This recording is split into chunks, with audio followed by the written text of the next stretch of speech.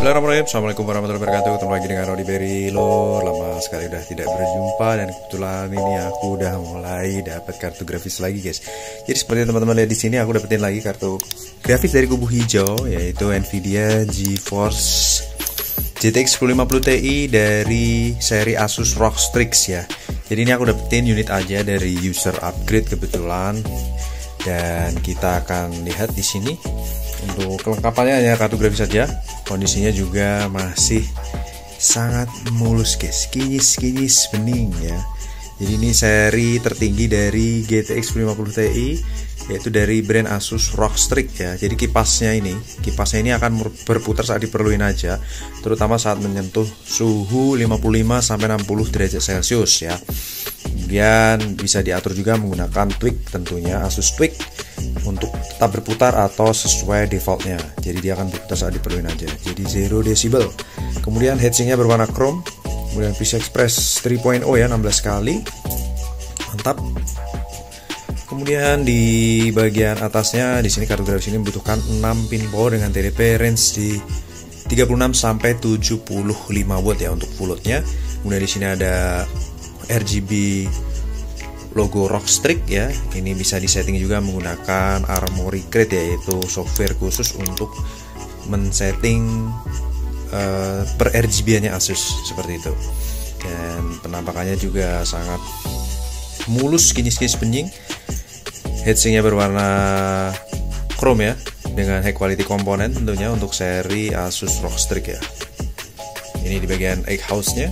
Mantap, di sini bisa extension untuk RGB lighting-nya. Kemudian di bagian display ya,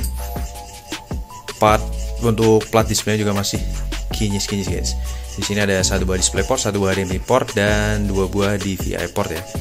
Dan platnya juga masih kinyis. Oke, di bagian plat belakangnya atau backplate-nya ini benar-benar kinclong juga.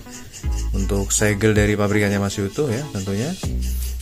Mantap. Kemudian ini untuk unit Asus Indonesia ya, dan sudah saya pastikan sih kalau garansinya mungkin sudah berakhir ya, seperti itu.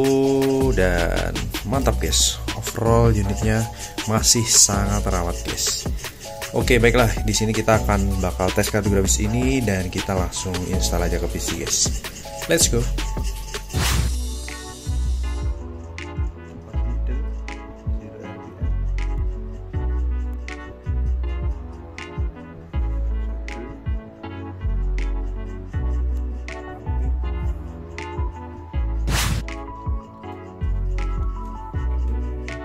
Oke, jadi di sini untuk suhu terendah di 37 derajat Celcius.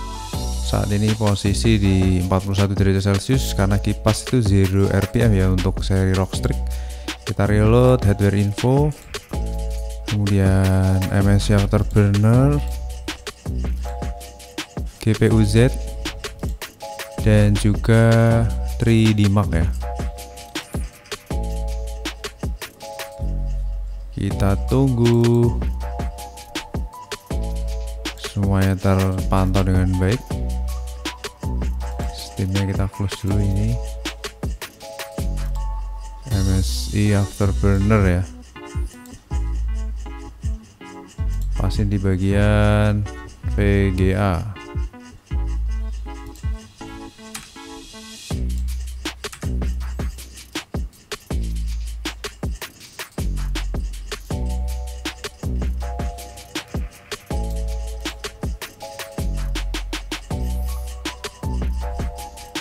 Ini untuk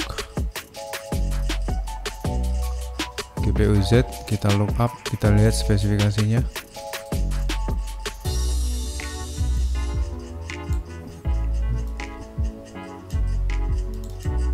Touch power up ya, Asus ROG Strix GTX 1050 Ti Gaming OC.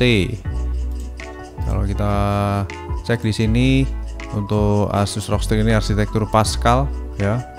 Clock speednya sama 1380, 1493 dan 1752.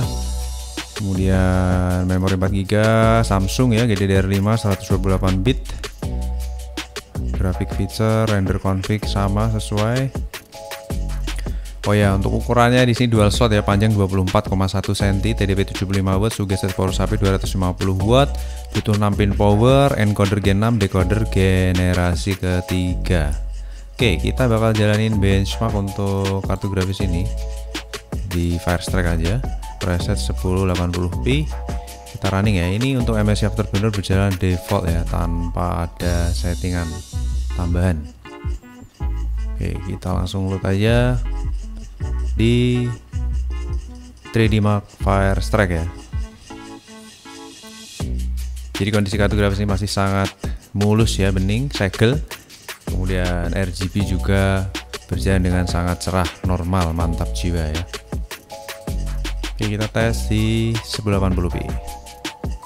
Kondisi ini sambil aku pakai untuk recording, kipas masih di 0 rpm ya.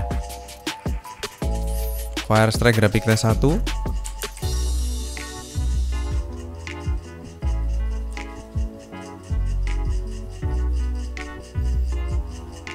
Oke, on screen display udah tampil, start di 60 derajat Celcius. Untuk kipas juga udah start muter ya, karena kipas ini bakal muter saat menyentuh 60 derajat Celcius. Di sini berputar di 1200 rpm atau 51% performance dengan fps yang mantul di 30-an ya. Untuk average di 36-37 fps, dan ini berjalan dengan sangat lancar ya. Oke, dapat 1000 frame ya, 1000 frame untuk grafik test 1. Lanjut ke grafik test 2, suhu tertinggi di 64 derajat Celcius. Untuk kipasnya berjalan dengan sistem auto fan control, jadi saat dia muter bakal muter saat dibutuhin aja, terutama saat menyentuh 60 derajat Celcius. Dan tadi sudah berputar. Kita lanjut ke grafik test 2. Di sini suhu menyentuh 61, kipas juga udah muter lagi di 1000 rpm, 1100, 1200, berjalan sangat langsam. TDP di 71 watt ya, 71 watt TDP saat full load di 98% performance dengan fps di average 33 fps. Jadi ini untuk varian spesifikasi tertinggi untuk seri GTX 1050 Ti ya.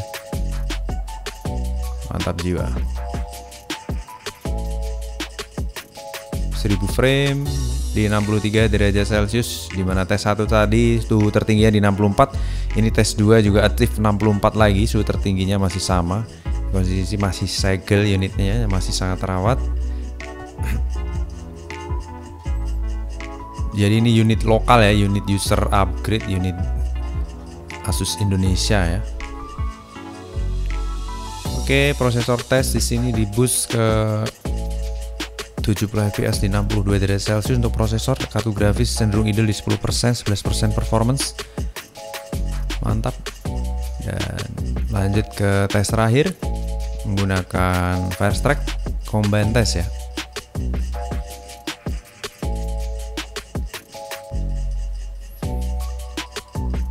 Untuk seri 1050 Ti bisa dapat 13 atau 14 fps ya. Kita lihat startnya di berapa? 12, berarti dia akan achieve di 13 fps dalam kondisi sambil record ya. Tentunya kalau nggak dipakai sambil recording, dia akan dapat performa yang lebih tinggi lagi, 13 fps ya untuk combine test. Oke, mantap. Jadi overall di sini kita bisa lihat performanya berjalan dengan sangat mulus, lancar ya, menjalankan Firestrike di preset 1080p. Suhu tertingginya di 64 derajat Celcius, masih under 70, jadi masih sangat adem.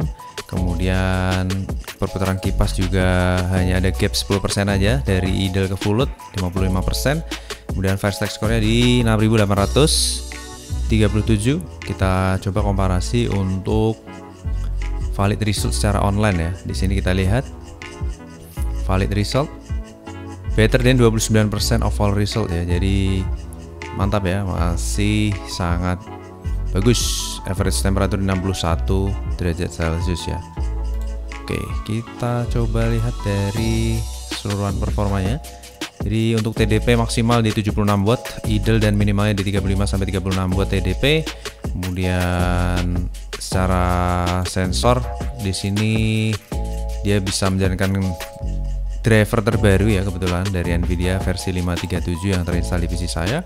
Dan untuk keseluruhan performanya juga benar-benar mantap ya. Untuk seri 1050 Ti dari Asus ROG Strix ini masuk varian tier yang paling tinggi lah ya, seperti itu guys. Oke, jadi untuk tes kartografinya kurang lebih sampai di sini guys. Jadi untuk kebutuhan editing gaming masih sangat worth ya di 2023 ini.